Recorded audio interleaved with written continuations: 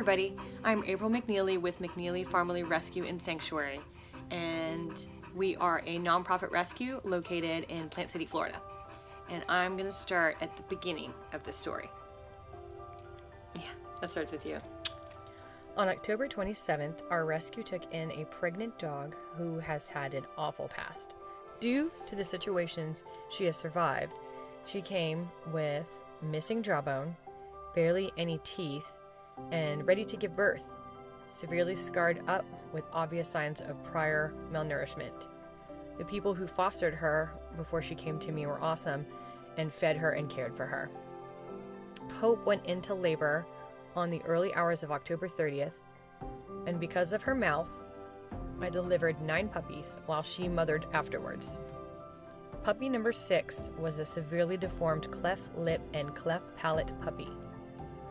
We named him Thor. Odds were against Thor from the get-go because his deformity made his chances of drowning and catching pneumonia up to an 85% chance that would result in death. We were told by veterinarians that most people just euthanize these puppies because they are a lot of work. Well, a lot of work is our middle name. I have been tube feeding Thor every 3 hours around the clock and bottle feeding supplements to the other 8 puppies. Last Thursday, Thor's right eye started bulging and we took him to an emergency vet appointment. He was diagnosed with an abscess, which he was able to drain.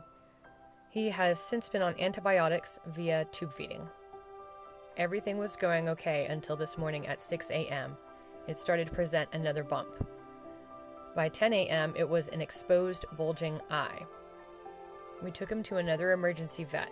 They did an exam, stained his eye, and found out that there is corneal damage with a corneal ulcer. There is a huge concern that whatever is behind this eye, forcing it to bulge, is going to infect other parts and create more severe issues.